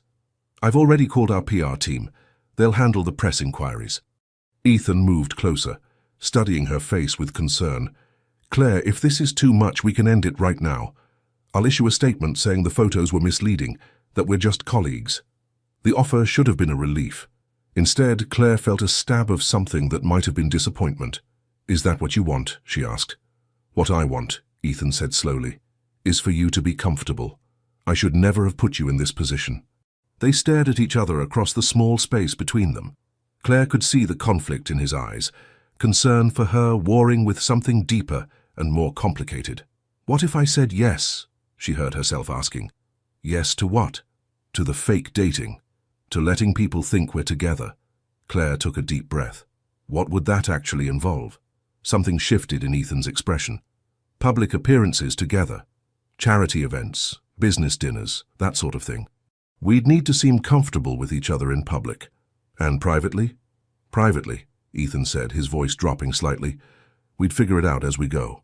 There was something in the way he said it that made Claire's pulse quicken. The air between them felt charged again, heavy with possibility. "I have one condition," Claire said. "Name it." "You have to promise to laugh at all my jokes, even the really bad ones." Ethan's smile was like sunrise. "Deal. Though I should warn you, I actually find your jokes genuinely funny. You might be disappointed by how easy that condition is to fulfill." "We'll see," Claire said, surprised by her own boldness. "I have some truly terrible puns in my repertoire. I look forward to hearing them." They shook hands solemnly, though the gesture felt charged with significance far beyond a simple business agreement. "So," Claire said, "what happens now?" "Now," Ethan said, "we go public. There's a client dinner tonight, Morrison Industries and their executives. It would be the perfect opportunity for our first official appearance as a couple. What should I wear? I don't exactly have a closet full of CEO girlfriend attire." Ethan's expression grew thoughtful. "Actually, I might have a solution for that. My sister owns a boutique in Soho. I could ask her to help you find something appropriate." "Your sister?" "Lily. You'd like her. She has your sense of humor and your complete disregard for taking me too seriously." The idea of meeting Ethan's family, even in the context of a fake relationship, felt significant. But before Claire could overthink it, her phone buzzed with a text. She glanced at it and felt her blood chill. "Rebecca Montgomery. Saw the photos, darling. How deliciously scandalous. Can't wait to see how this plays out." Ethan must have seen her expression change. "What is it?" Claire showed him the text. His jaw tightened as he read it. "She's not going to make this easy," he said grimly. "Maybe we should reconsider," Claire said, doubt creeping back in. "If she's going to cause problems." "Claire." Ethan moved closer, close enough that she could see the gold flecks in his blue eyes. "Let me ask you something. When you're with me, how do you feel?" The question caught her off guard. "What do you mean?" "Right now, in this moment. How do you feel?" Claire considered the question honestly. How did she feel? Nervous, yes. Uncertain about the future, absolutely. But underneath all that, safe, she said quietly. "I feel safe with you. And excited, like anything could happen." "Then that's all that matters," Ethan said. "Whatever game Rebecca thinks she's playing, she can't touch that." He reached out and tucked a strand of hair behind her ear, the gesture so tender that Claire's breath caught. "This is going to work, Claire. I promise." As Claire looked into his eyes, she felt something shift inside her chest. Maybe this had started as a fake relationship, but the way her heart was racing when he touched her felt very, very real. And maybe, just maybe, that was exactly what she wanted. The Meridian Hotel's ballroom sparkled like a jewel box, crystal chandeliers casting dancing light over Manhattan's elite, gathered for the Morrison Industries charity gala. Claire stood at Ethan's side, wearing a stunning midnight blue dress that his sister Lily had chosen, a dress that made her feel like she could belong in this world of power and glamour. "Nervous?" Ethan murmured, his hand warm against the small of her back. "Terrified," Claire admitted, then caught herself. "I mean, it's okay to be terrified," Ethan said, his lips quirking into that smile she was beginning to treasure. "I'm terrified too." "You? The great Ethan Hayes afraid of a charity gala?" "Not the gala," he said quietly, his eyes meeting hers with an intensity that made her breath catch. "I'm terrified of how real this is starting to feel." Before Claire could respond, James Morrison approached with his wife, interrupting the moment that felt suspended between them like a held breath. "Ethan, and this must be the famous Claire we've been reading about," James said warmly, extending his hand. "The woman who single-handedly saved our contract negotiations." "Hardly single-handedly," Claire laughed, accepting his handshake. "I just noticed a small discrepancy." "A small discrepancy that saved us both millions," Mrs. Morrison added with a smile. "My husband hasn't stopped talking about your attention to detail." As the evening progressed, Claire found herself relaxing into the role of Ethan's girlfriend. It helped that he seemed determined to make her feel comfortable, keeping her close, including her in conversations and sharing little inside jokes that made her laugh. "You're a natural at this," he whispered, during a particularly boring speech about quarterly projections. "At what, fake dating?" "At being amazing," he said simply, and something in his voice made her heart skip. They were seated at the head table, and Claire was surprised to find herself genuinely enjoying the company. The conversation flowed easily, touching on everything from business to travel, to a heated debate about the best pizza in New York. "I have to ask," said Dr. Sarah Chen, a board member of the charity they were supporting, "how did you two meet? The papers are calling it a fairy tale romance." Claire felt panic flutter in her chest. They hadn't prepared a story beyond the truth. "Actually," Ethan said, his eyes dancing with mischief, It was love at first chaos. Oh? Dr. Chen leaned forward with interest. Claire literally fell into my life, Ethan continued, and Claire realized he was going to tell the actual story. She was having a philosophical discussion with my elevator about its psychological state. He's exaggerating, Claire protested, feeling her cheeks warm. She convinced the elevator to work through positive reinforcement, Ethan said, his voice full of affection that sounded startlingly genuine. And then she told me she was sure her future boss would be a bald, unattractive old man. The table erupted in laughter, and Dr. Chen clapped her hands in delight. How wonderfully unorthodox. That's Claire, Ethan said, turning to look at her with an expression that made her stomach flutter. She sees the world differently than anyone I've ever met. She talks to coffee machines, saves million-dollar contracts by noticing details others miss, and somehow makes even the most ordinary moments feel extraordinary. The words were supposed to be part of their performance, Claire knew that. But the way Ethan was looking at her, the warmth in his voice felt achingly real. That's beautiful, Mrs. Morrison sighed. You can tell when a man is truly in love. Claire nearly choked on her wine. Ethan's hand found hers under the table, his fingers intertwining with hers in a gesture that was meant to be reassuring, but instead sent electricity racing up her arm. The evening continued with dancing, and Claire found herself in Ethan's arms on the dance floor, swaying to a slow melody that wrapped around them like silk. We should probably look like we're enjoying this, Ethan murmured, pulling her closer. Right. For appearances, Claire agreed, though her voice came out breathier than intended. Just for appearances, Ethan confirmed, but his eyes were dark and intense as they looked down at her. They moved together with surprising ease, as if they'd been dancing together for years instead of minutes. Claire was acutely aware of every point of contact, his hand on her waist, her palm against his chest, the warmth radiating from his body. Claire, Ethan said, his voice barely audible over the music. Yes? What are we doing? It was such a simple question, but loaded with implications that made her heart race. What were they doing? Playing a game? Falling in love? Both?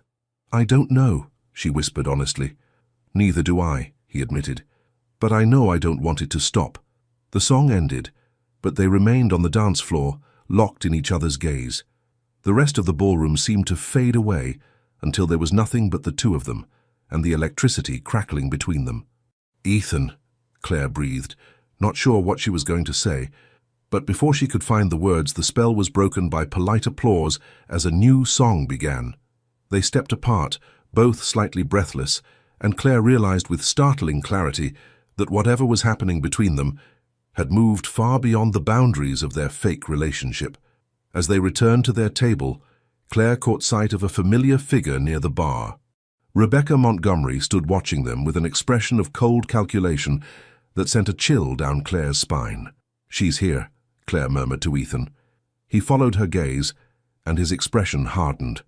I should have expected this. Rebecca began making her way toward them, moving with the predatory grace of a hunter who had spotted her prey. Showtime, Ethan said quietly, his hand finding Claire's. But as Rebecca approached with her sharp smile and calculating eyes, Claire realized that for her at least, this was no longer a show. What she felt for Ethan, the way her heart raced when he looked at her, the way she felt complete when they were together, was terrifyingly, wonderfully real. The question was, did he feel the same way? The Monday morning after the gala found Claire attempting to pretend that everything was normal. She arranged Ethan's schedule with meticulous care, responded to emails with professional efficiency, and tried desperately to ignore the way her pulse quickened every time he passed her office. The weekend had been a whirlwind of media attention and speculation, but they hadn't spoken privately since their dance at the charity gala. The memory of being in his arms, of the way he'd looked at her like she was the only person in the room, played on repeat in her mind. You're typing very aggressively, came Ethan's amused voice from her doorway. Claire looked down to realize she'd been attacking her keyboard with unnecessary force. Just trying to stay on top of things, she said, not meeting his eyes. Uh-huh. Ethan stepped into her office, closing the door behind him. And how's that working out for you? Fine. Everything's fine. Totally normal and professional, and Claire's words trailed off as she finally looked up at him. He was leaning against her desk, close enough that she could see the concern in his blue eyes, close enough that she caught a hint of his cologne that always made her think of expensive hotels and dangerous possibilities. "Claire," he said gently, "we need to talk about Saturday night."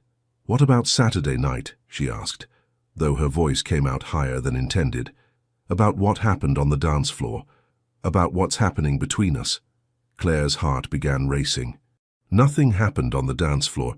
We were just performing for the audience." "Were we?" Ethan moved closer, and Claire found herself trapped between his intense gaze and her desk chair, because it didn't feel like performing to me. "Ethan," she whispered, his name barely audible. "Tell me I'm wrong," he said, his voice dropping to that low, intimate tone that made her stomach flutter. "Tell me you don't feel this thing between us, and I'll step back. We'll go back to being just boss and employee, and we'll end this fake relationship arrangement right now." Claire opened her mouth to do exactly that, to tell him he was wrong, that she didn't feel anything beyond professional respect. It would be safer that way, less complicated. But the words wouldn't come. Instead, she found herself standing up, moving closer to him until they were barely a breath apart. "I can't tell you that," she admitted quietly. Something ignited in Ethan's eyes. "Claire, because you're not wrong," she continued, her courage building with each word. "I do feel it. I feel it every time you look at me, every time you smile, every time you say my name like it matters to you." Ethan's hand came up to cup her face, his thumb tracing along her cheekbone with devastating gentleness. "It does matter to me. You matter to me." "This is crazy," Claire whispered, even as she leaned into his touch. "You're my boss. We work together. This could ruin everything." "It could," Ethan agreed, moving closer until she could feel the warmth radiating from his body. "Or it could be the best thing that's ever happened to both of us." They were so close now that Claire could count his eyelashes, could see the way his pupils had dilated as he looked down at her. The air between them crackled with electricity and unspoken longing. "What are you thinking?" she asked softly. "I'm thinking," Ethan said, his voice rough with emotion, "that I want to kiss you so badly I can barely breathe. And I'm thinking that if I don't do it right now, I might lose my mind." Claire's heart hammered against her ribs. "Ethan." "But only if you want me to," he said quickly, his thumb still stroking her cheek. "Only if this is what you want too." For a moment, Claire thought about all the reasons this was a terrible idea. The professional complications, the media attention, Rebecca's warnings about not belonging in his world. She thought about the safe, sensible life she'd built for herself and how Ethan Hayes could destroy it all. Then she thought about how he made her laugh, how he saw her as more than just another employee, how he'd defended her to Rebecca and made her feel like she could be extraordinary. She thought about the way her heart felt like it might burst every time he smiled at her. "I want you to," she whispered. The words had barely left her lips when Ethan's mouth found hers. The kiss was everything Claire had imagined and nothing she could have prepared for. Soft at first, tentative, as if he was giving her the chance to change her mind. But when she melted against him, her hands fisting in his shirt to pull him closer, the kiss deepened into something desperate and consuming. Ethan's arms wrapped around her waist, holding her against him as if he was afraid she might disappear. Claire could taste the coffee on his lips, could feel the rapid beat of his heart against her chest. She'd been kissed before, but never like this, never with such intensity that it felt like the world was shifting on its axis. When they finally broke apart, both breathing hard, Ethan rested his forehead against hers. "That was—" he started. "Yeah," Claire agreed breathlessly. "I've wanted to do that since the moment you told my elevator it had trust issues," Ethan confessed, his voice still rough. Claire laughed, a sound somewhere between breathless and giddy. "Really? Really? You were so passionate about elevator psychology that I knew I was in trouble." "What kind of trouble?" "The kind where I started looking forward to work every morning just to see what you'd say next. The kind where I found excuses to walk past your office just to hear you laugh. The kind where I realized I was falling for my assistant and didn't know what to do about it." Claire's heart soared at his words. "For what it's worth, I was falling too. I just didn't think someone like you could be interested in someone like me." Ethan pulled back to look at her, his expression serious. "Claire, you are the most interesting, intelligent, beautiful woman I've ever met. Anyone who makes you feel otherwise is an idiot. Even Rebecca." Especially Rebecca, Ethan said firmly. She sees the world in terms of what people can do for her. But you see the potential in everyone and everything, even elevator psychology. Claire smiled, feeling lighter than she had in days. So, what happens now? Now, Ethan said, pressing a soft kiss to her forehead, we figure this out together. No more fake relationship. No more pretending. Just us, being honest about what we want. And what do you want? Ethan's smile was soft and full of promise. I want to take you to dinner tonight, somewhere quiet where we can talk without worrying about photographers or gossip columnists. I want to learn everything about you that I don't already know. What if people see us? Then they'll see exactly what I want them to see, that I'm completely crazy about you. Claire felt her cheeks warm at the sincerity in his voice. Okay, let's figure this out together. As Ethan leaned down to kiss her again, Claire realized that whatever came next, whatever challenges they'd face, she was ready for it. For the first time in her life, she was choosing the beautiful uncertainty of love over the safety of solitude. And it felt absolutely perfect. Claire spent Tuesday morning trying to act like she hadn't been kissed senseless by her boss in her office the day before. She answered phones with professional efficiency, organized files with meticulous care, and pretended her heart didn't skip every time Ethan walked past her door. The problem was that Ethan seemed to be doing the exact same thing. Their dinner the night before had been postponed when a client emergency kept him at the office until nearly midnight. Now he was conducting meetings with his usual commanding presence, making decisions with sharp focus, and giving no indication whatsoever that anything had changed between them. If Claire hadn't been able to feel her lips still tingling from their kiss, she might have thought she'd imagined the entire thing. "Mr. Hayes," she said, sticking her head into his office during a brief break between his morning appointments. "Your 2 p.m. meeting with Patterson Industries has been moved to 3:30. They're running behind schedule." "Thank you, Claire," Ethan replied, without looking up from the contract he was reviewing. His voice was perfectly professional, perfectly neutral. Claire waited for something more, a smile, a meaningful look, any acknowledgement of what had happened between them. Instead, Ethan continued reading as if she were invisible. Fighting down a wave of hurt, Claire returned to her desk and tried to focus on her work. Maybe he was regretting their kiss. Maybe he'd realized that mixing business with pleasure was a mistake after all. The thought made her stomach twist with disappointment. Around noon, Amanda stopped by with a stack of documents that needed Ethan's signature. "Is everything okay between you and Mr. Hayes?" Amanda asked quietly, glancing toward his closed office door. "You both seem a bit tense today." "Everything's fine," Claire said quickly. "Just busy." Amanda didn't look convinced, but she didn't press the issue. At 1:30, Ethan emerged from his office with his suit jacket slung over his arm. "I'm going to lunch," he announced to the general office area. "I'll be back in time for the Patterson meeting." He paused at Claire's desk, and for a moment she thought he might say something personal. Instead, he simply asked, "Do you need anything while I'm out?" "No, thank you," Claire replied, matching his professional tone. After he left, Claire stared at her computer screen without seeing it. This was ridiculous. They were both adults. They could certainly have a mature conversation about what had happened and where they went from here. When Ethan returned from lunch 40 minutes later, he was carrying 2 coffee cups and a small white bag that smelled deliciously of fresh pastries. "I brought you something," he said, setting one of the cups and the bag on her desk. Claire looked up at him suspiciously. "What's this?" "Coffee from that little place you mentioned liking, and a chocolate croissant because you seem stressed today." His voice was still carefully professional, but there was something in his eyes that made her pulse quicken. "Thank you," she said softly, touched by the thoughtful gesture despite her confusion about his mixed signals.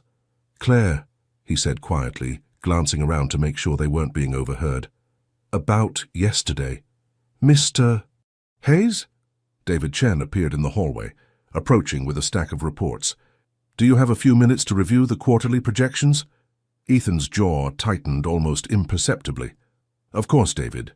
My office." As the 2 men disappeared into Ethan's office, Claire unwrapped the chocolate croissant and took a bite. It was from her favorite bakery, the one she'd mentioned in passing weeks ago. He'd remembered. Maybe she was overthinking this. Maybe Ethan was just being cautious about public displays of affection at work. After all, they were still figuring out what they meant to each other. The afternoon passed in a blur of meetings and phone calls. Claire found herself stealing glances at Ethan whenever he was in her line of sight, trying to read his mood. He caught her looking once and gave her a small smile that made her heart flutter. But then David Chen appeared again with questions about the Patterson contract, and the moment was lost. By 5:30, most of the office had cleared out for the day. Claire was finishing up her daily reports when she heard Ethan's office door open. "Claire," his voice was softer now, less formal, "could you come in here for a minute?" She found him standing by his window, looking out at the city skyline. His tie was loosened, and he'd rolled up his sleeves, small signs that his professional armor was finally coming down. "Are you avoiding me?" she asked directly, closing the door behind her. Ethan turned to face her, and she could see exhaustion in his eyes. "I'm trying to protect you." "From what?" "From me. From this." He gestured between them. "Claire, what happened yesterday? It can't happen again. Not here." Claire felt her heart sink. "Are you saying you regret it?" "No," Ethan said immediately, moving closer to her. "God, no, I don't regret it at all. But we work together, and people are watching us. If anyone saw us kissing in your office—" He ran a hand through his hair in frustration. "I don't want to put you in a position where people question your professionalism or your qualifications. So you've been ignoring me all day to protect my reputation. I've been trying to maintain appropriate boundaries at work, yes." Claire studied his face, seeing the conflict there. He was trying to do the right thing, but it was clearly killing him. "Ethan," she said softly, "I appreciate you wanting to protect me, but treating me like I'm made of glass isn't protecting me. It's driving me crazy." A smile tugged at the corner of his mouth. "It's driving me crazy too. Then maybe we need to find a middle ground. We can be professional at work without pretending yesterday didn't happen."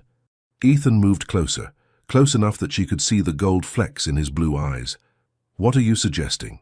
"I'm suggesting," Claire said, her confidence growing, "that you take me to dinner tonight like you promised. And maybe next time you bring me coffee, you don't act like it's a business transaction." "I can do that," Ethan said, his voice dropping to that intimate tone that made her stomach flutter. "Good. Because for a minute there I thought you were having second thoughts about us." "Never," Ethan said firmly, reaching up to cup her face in his hands. "Claire, I want you to know something. What's happening between us? It's not some office fling or momentary lapse in judgment. You mean something to me, something important." Claire's breath caught. "You mean something to me too." "Good," he said, leaning down until his forehead rested against hers.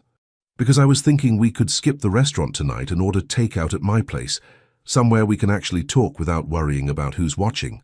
"That sounds perfect," Claire whispered. "There's just one problem," Ethan said, his thumb tracing along her cheekbone. "What's that?" "If we keep standing here like this, I'm going to kiss you again, and if I kiss you again, we're definitely going to get caught." Claire smiled, feeling bold and reckless and completely alive. "Maybe that wouldn't be such a bad thing."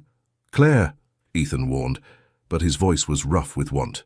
"Maybe I'm tired of pretending I don't want you to kiss me," she continued, moving closer until there was barely any space between them. "You're going to be the death of me," Ethan murmured, but he was leaning down anyway. "I certainly hope so," Claire whispered just before his lips found hers. This kiss was different from yesterday's, hungrier, more desperate, as if they were making up for a day of forced distance. Claire melted against him, her hands fisting in his shirt to pull him closer. When they finally broke apart, both breathing hard, Ethan rested his forehead against hers. "Definitely ordering takeout," he said roughly. "We have a lot to talk about." "Among other things," Claire agreed, surprised by her own boldness. Ethan's eyes darkened. "Claire Mitchell, you are going to be the most beautiful trouble I've ever gotten myself into." "Is that a promise?" "That's a guarantee." Ethan's apartment was nothing like Claire had imagined. She'd expected something cold and modern, all glass and steel befitting a powerful CEO. Instead, she found herself in a warm, inviting space filled with comfortable furniture, bookshelves that actually contained books, and artwork that spoke of personal taste rather than professional decoration. "This is beautiful," she said, taking in the floor-to-ceiling windows that offered a stunning view of Central Park. "Thank you," Ethan said, setting down the bags of Thai food they'd picked up on the way. I know it's probably not what you expected. No, it's better. It feels like you actually live here, not just sleep here between board meetings. Ethan smiled, looking more relaxed than she'd ever seen him. He'd changed out of his suit into dark jeans and a soft grey sweater that made his eyes look even bluer. That was the goal. I spend enough time in sterile conference rooms. They settled on his couch with dinner spread out on the coffee table, the conversation flowing as easily as it always did between them. But there was an undercurrent of awareness now, a crackling tension that hadn't been there before they'd acknowledged their feelings. "Can I ask you something?" Claire said, curling her legs underneath her as she reached for her wine. "Anything. Why did you really ask me to be your fake girlfriend? I mean, you could have just ignored Rebecca's attempts to get back together." Ethan was quiet for a moment, swirling the wine in his glass. "Because," he said finally, "I wanted an excuse to spend time with you outside of work. And because the idea of pretending to be your boyfriend was a lot more appealing than it should have been. So it was never really fake for you." "No," he admitted, meeting her eyes. "From the moment we shook hands on that ridiculous deal, I knew I was in trouble." Claire felt warmth bloom in her chest. "I thought I was imagining the way you looked at me sometimes." "You weren't imagining anything." Ethan set down his wine and moved closer to her on the couch. "Claire, I need you to know something. I've dated before, obviously, but I've never felt like this about anyone." "Like what?" "Like I can't breathe properly when you're not around. Like every conversation we have is the most interesting part of my day. Like I want to know everything about you, your favorite books, what you dream about, what makes you laugh when you're alone." Claire's heart raced at the intensity in his voice. "What do you want to know?" "Everything," he said simply. "But we can start with this. Are you scared?" The question was so direct, so honest, that it took Claire's breath away. "Terrified," she admitted. "Are you?" "Absolutely." Ethan reached out to tuck a strand of hair behind her ear, his fingers lingering against her cheek. "But I'm more scared of not taking this chance than I am of taking it." "Ethan," Claire whispered, leaning into his touch. "I need you to know," he continued, his voice soft but serious, "that whatever happens between us, your job is safe. Your career is safe. I would never let anyone question your professionalism or your qualifications because of our relationship." "I know," Claire said, touched by his concern for her well-being. "And I need you to know that I'm not interested in you because you're rich or powerful. I'm interested in you because you make me laugh, because you see the best in people, and because you somehow make me feel like the most fascinating person in the room, even when I'm talking to elevators." Ethan's smile was soft and full of wonder. "How do you do that?" "Do what?" "Make me feel like I'm exactly who I'm supposed to be." Before Claire could respond, Ethan was kissing her, soft and sweet and full of promise. She melted against him, her hands tangling in his hair as she kissed him back with everything she had. When they broke apart, both breathing hard, Claire realized they'd crossed another invisible line. This wasn't just attraction or chemistry anymore. This was something deeper, something that felt like it could change both of their lives forever. "Claire," Ethan said, his voice rough with emotion, "I have to tell you something." "What?" "I'm falling in love with you." "I think I have been since the moment you introduced me to elevator psychology." Claire's heart soared, but she also felt a flutter of panic. "Ethan, I know it's fast," he said quickly. "I know it's complicated, but I can't pretend anymore that this is just physical attraction or office chemistry. You've gotten under my skin in the best possible way." Claire looked into his eyes and saw nothing but sincerity and hope. The careful, controlled CEO was gone, replaced by a man who was laying his heart bare for her. "I'm falling in love with you too," she whispered, the words feeling both terrifying and liberating.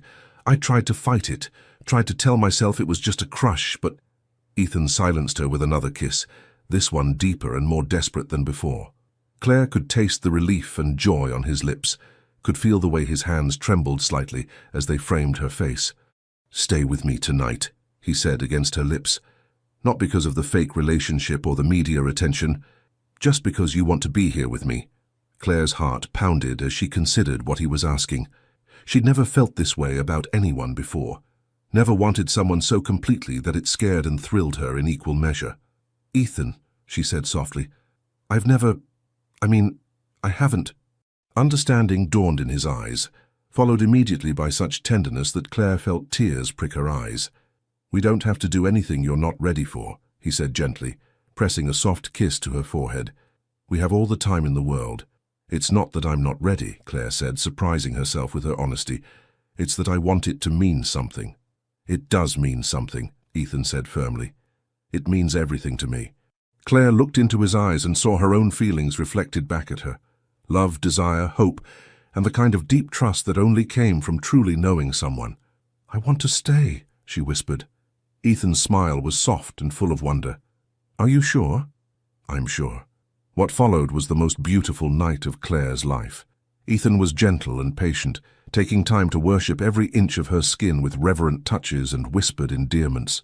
He made her feel treasured, cherished, as if she were the most precious thing in his world. When they finally came together, it was with a tenderness that brought tears to Claire's eyes. This wasn't just physical intimacy. It was the merging of two souls who had found their perfect match in each other. Afterward, as they lay tangled together in Ethan's bed, Claire traced lazy patterns on his chest while he played with her hair. "No regrets?" Ethan asked softly. "None," Claire said, pressing a kiss to his collarbone. "You? Only that we waited this long." Claire laughed, the sound full of joy and contentment. "Well, we had to maintain professional boundaries." "Screw professional boundaries," Ethan said, tightening his arms around her. "From now on, the only boundary I care about is the one around us." As Claire drifted off to sleep in Ethan's arms, she realized that everything had changed. They were no longer boss and employee, no longer fake boyfriend and girlfriend. They were simply two people who had found something extraordinary in each other. And for the first time in her life, Claire felt like she was exactly where she belonged.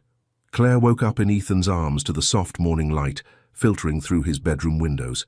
For a moment, she lay still, savoring the warmth of his body against hers and the steady rhythm of his breathing. Everything about the night before felt like a beautiful dream, until she realized she was supposed to be at work in 2 hours. "Oh my God," she whispered, sitting up abruptly. "What time is it?" Ethan's arms tightened around her waist, pulling her back down against his chest. "It's 7:30, he murmured, his voice rough with sleep. "And I'm the boss, remember? I think I can give us both a pass for being a little late this morning."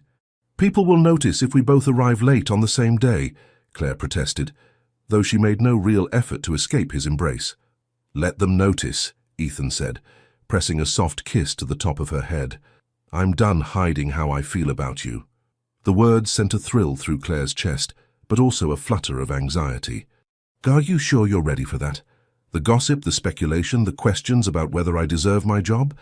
Ethan shifted so he could look directly into her eyes, his expression serious.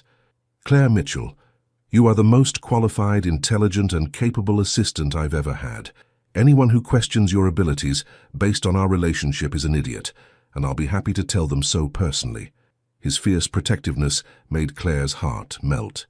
"I love you," she said softly, the words feeling natural and right in the quiet intimacy of the morning. "I love you too," Ethan replied, sealing the declaration with a kiss that tasted like promises and new beginnings.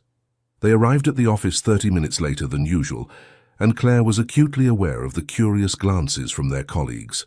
She'd gone home to change clothes, but there was something different in her demeanor, a glow of happiness that was impossible to hide. Ethan, for his part, seemed completely unbothered by the attention. He walked her to her office with his hand resting possessively on the small of her back, and when he said good morning, there was a warmth in his voice that made several nearby employees do double takes.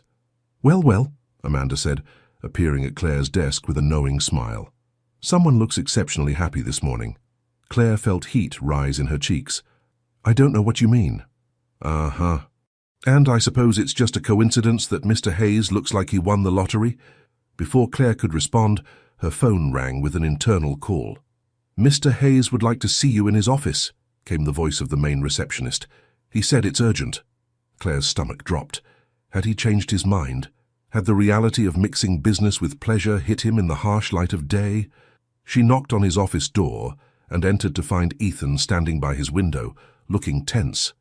"Close the door," he said without turning around. Claire's anxiety spiked. "Ethan, if you're having second thoughts—" "I'm not having second thoughts," he interrupted.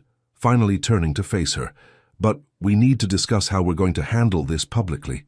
"What do you mean?" "I mean, Rebecca called the office 10 minutes ago. She's planning to attend the Hartwell Industries merger announcement this afternoon, and she specifically asked if you'd be there taking notes." Claire felt a chill run down her spine. "She's trying to cause problems." "Definitely, but this time I'm not giving her the opportunity." Ethan moved closer, his expression determined. "Claire, I want to make a public statement about our relationship. No more speculation, no more rumors, just the truth. Are you sure that's wise? It could complicate things for the company." "The only thing that would complicate things is if I let Rebecca's manipulations affect how we handle our relationship." Ethan reached for her hands, holding them gently. "I want everyone to know that you're not just my assistant. You're the woman I'm in love with, and I'm proud to be with you." Claire's heart soared at his words, but practical concerns remained. "What about the board of directors? What about our clients?" "The board cares about results, and our results have never been better. As for clients, anyone who has a problem with my personal life is welcome to take their business elsewhere." Before Claire could respond, Amanda's voice came through the intercom. "Mr. Hayes, Ms. Montgomery is here to see you. She doesn't have an appointment, but she says it's urgent." Ethan's expression darkened. "Send her in." Claire started to leave, but Ethan caught her arm. "Stay," he said firmly. "It's time Rebecca understood exactly where we stand." Rebecca swept into the office moments later, looking as perfectly put together as always in an ivory suit that probably cost more than Claire's monthly rent. Her smile was sharp and predatory. "Ethan, darling," she purred, then her gaze fell on Claire. "Oh, how convenient, you're both here." "Rebecca," Ethan said coolly, not moving from Claire's side. "What can we do for you?" "Well, I was hoping to discuss some business opportunities, but I have to say I'm concerned about the rumors I've been hearing." Rebecca's eyes glittered with malice. "People are saying you're romantically involved with your assistant. Surely that can't be true." "It's absolutely true," Ethan said without hesitation.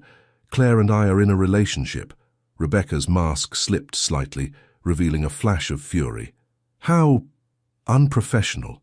I'm sure your board would be very interested to hear about this inappropriate workplace behavior." "The board," Ethan said pleasantly, "has already been informed. They were quite supportive, actually. They think Claire is an excellent addition to the team." "I'm sure they do," Rebecca said, her voice dripping with condescension. "Though I wonder how long that support will last when they realize she's sleeping her way to success." The insult hit Claire like a physical blow, but before she could respond, Ethan stepped forward, his voice dangerously quiet. "Rebecca, you need to leave, now." "Oh, did I hit a nerve?" Rebecca's smile was vicious. "The truth usually does." "The truth," Ethan said, his voice cold as ice, "is that Claire Mitchell is the most professional, capable, and intelligent person I've ever worked with. She earned her position through merit, not manipulation, something you might want to try sometime." Rebecca's face flushed with anger. "You'll regret this, Ethan, both of you." "The only thing I regret," Ethan replied, "is wasting a year of my life on someone as shallow and vindictive as you." After Rebecca stormed out, Claire sank into a chair, her legs suddenly unsteady. "Are you okay?" Ethan asked immediately, kneeling beside her chair. "I can't believe you just did that," Claire said, her voice shaking slightly. "Which part?"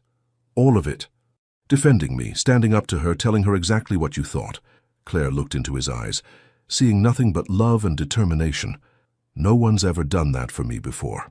"Get used to it," Ethan said firmly, "because I plan to spend the rest of my life making sure everyone knows how incredible you are."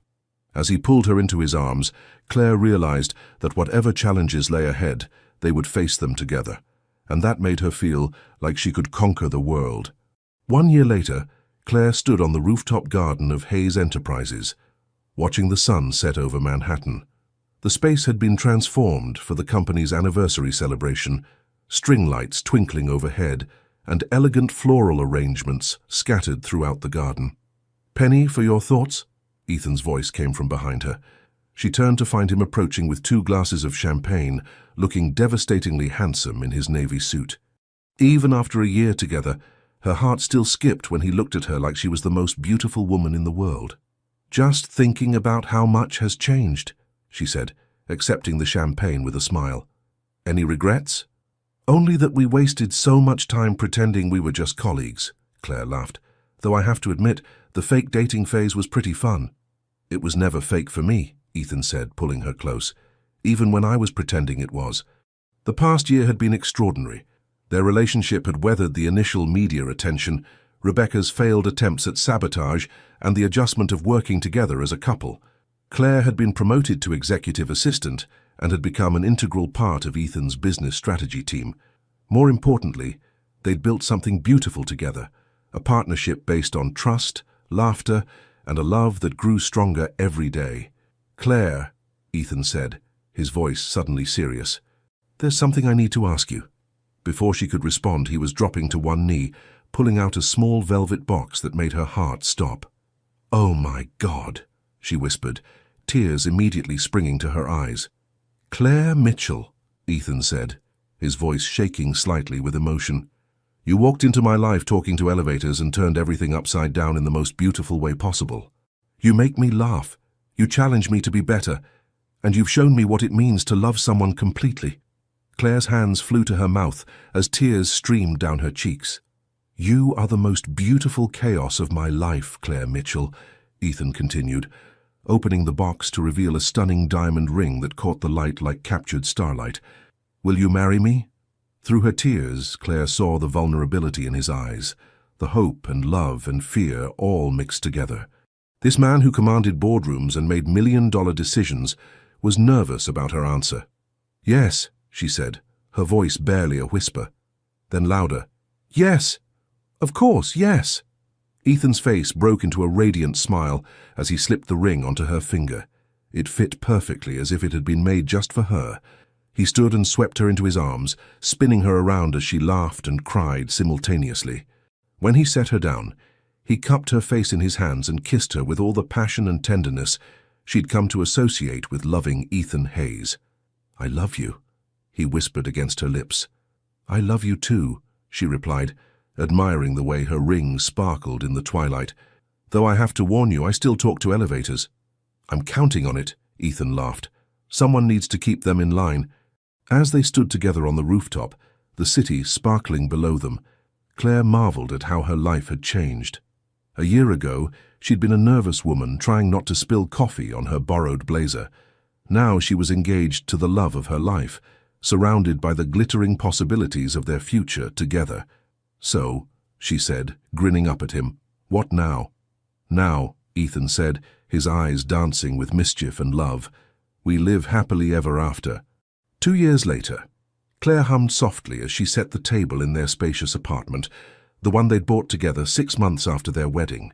The evening light streamed through the windows, casting everything in a golden glow that made their home feel even more magical. She paused to admire her wedding ring, still amazed that she got to wear it every day.